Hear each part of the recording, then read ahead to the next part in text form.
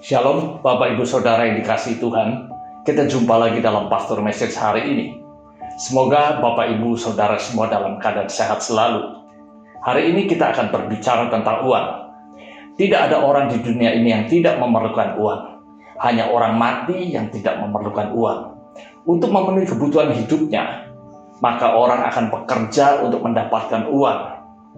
Banyak cara dilakukan orang untuk mendapatkan uang. Ada dengan cara yang wajar dan baik, ada dengan cara yang jahat, ada juga dengan cara yang licik.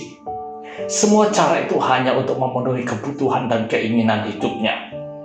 Berbicara tentang kebutuhan hidup, surat Ibrani menulis dan menasehatkan kepada kita semua. Mari kita baca dalam Ibrani 13 ayat yang kelima. Janganlah kamu menjadi hamba uang, dan cukupkanlah dirimu dengan apa yang ada padamu, karena Allah telah berfirman, Aku sekali-sekali tidak akan membiarkan engkau, dan aku sekali-sekali tidak akan meninggalkan engkau. Meskipun kita memiliki banyak kebutuhan, janganlah kita menjadi hamba uang. Bekerja ekstra keras, tidak ada waktu istirahat. Kita sering dengar istilah kejar setoran, bukan? Sehingga kita mengorbankan waktu kita untuk Tuhan. Tidak ada lagi waktu untuk berdoa, tidak ada lagi waktu untuk saat teduh dengan Tuhan. Pikirannya dipenuhi dengan 3K. Kerja, kerja, dan kerja. Sekalipun kebutuhan hidup kita banyak, kita harus ingat firman Tuhan ini berkata, janganlah kamu menjadi hamba uang, dan cukupkanlah dirimu dengan apa yang ada padamu. Karena Allah telah berfirman, Bapak Ibu, Aku sekali-sekali tidak akan membiarkan engkau, dan aku sekali-sekali tidak akan meninggalkan engkau. Bapak Ibu Saudara, ini adalah janji Tuhan. Meskipun kita memiliki kebutuhan yang banyak, Tuhan tidak membiarkan dan meninggalkan kita. Kita perlu mensyukuri apa yang ada pada kita dan memiliki rasa cukup sehingga kita dapat mengendalikan keinginan kita. Jangan izinkan pikiran kita untuk menjadi hamba uang, menguasai hidup kita. Jika hal ini terjadi, maka kita perlu menyadari cinta akan uang sudah berakar dalam diri kita. 1 Timotius 6 ayat yang ke-10, firman Tuhan berkata, karena akar segala kejahatan ialah cinta uang, sebab oleh memburu uanglah beberapa orang telah menyimpang dari iman dan menyiksa dirinya dengan berbagai-bagai duka. Sebuah pohon, jika ranting dan bahkan batangnya ditebang, pohon itu masih dapat bertumbuh kembali, karena akarnya masih utuh tertanam di dalam tanah. Akar memiliki peran yang sangat penting. Demikian juga dengan seseorang yang sudah memiliki akar cinta uang, maka orang tersebut sangat berpotensi hidupnya dikendalikan oleh uang dan sangat berpotensi pula untuk menyimpang dari iman dan akan melakukan berbagai kejahatan seperti yang firman Tuhan katakan.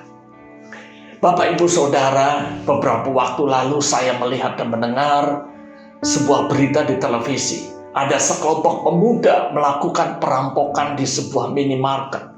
Setelah mereka tertangkap polisi dan diinterogasi, ternyata tujuan mereka merampok adalah untuk memenuhi gaya hidup mewah, untuk membeli pakaian bermerek, sepatu bermerek, untuk hidup foya-foya. Untuk memenuhi keinginan hidup mereka yang berlebihan, mereka melakukan kejahatan. Sehingga mereka menyiksa diri dengan berbagai-bagai duka. Ini terjadi persis seperti yang firman Tuhan katakan. Ya. Bapak Ibu, sebuah pohon dikendalikan oleh akarnya. Seluruh hidup pohon itu dikendalikan oleh akarnya. Jika akar itu mati, maka pohon itu pun akan mati.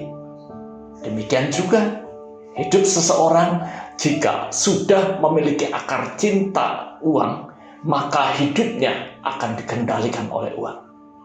Seluruh pikirannya, perkataannya, dan akhirnya tindakannya akan berorientasi pada uang.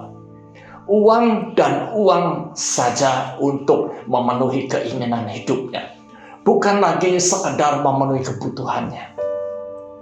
Selalu berpikir bagaimana caranya mendapatkan uang lebih banyak lagi.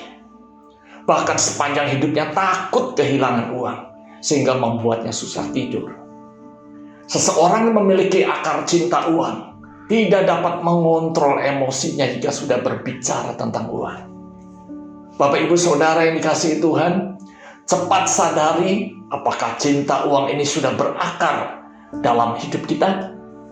Jika sudah, datang pada Yesus. Mintalah ampun dan izinkan Tuhan untuk mencabut akar tersebut, supaya hidup kita dipulihkan. Pesan saya hari ini adalah seberapapun besar kebutuhan kita, tetaplah bekerja dengan wajar. Tetap memiliki waktu istirahat yang cukup, memiliki waktu untuk berdoa bersama keluarga, dan memiliki waktu untuk saat teduh pribadi. Kita harus dapat membedakan mana keinginan dan mana kebutuhan. Contoh, untuk menulis kita butuh bolpen, bukan? Membeli bolpen yang murah itu sudah mencukupi kebutuhan kita untuk menulis. Tetapi jika untuk memenuhi keinginan, maka kita akan membeli bolpen bermerek, ya, yang berharganya jutaan demi gengsi, betul nggak? Ya. Mari Bapak Ibu, mulailah memiliki akar cinta Yesus, agar kita tetap percaya bahwa Yesus selalu menyertai. Yesus tidak pernah gagal dalam mencukupi kebutuhan kita. Yesus sekali-kali tidak membiarkan kita dan meninggalkan kita. Jika kita percayakan hal ini, maka kita akan melihat bagaimana tangan Tuhan yang kuat akan menolong dan memberikan jalan keluar tepat pada waktunya. Amin. Tuhan Yesus memberkati kita semua. Shalom.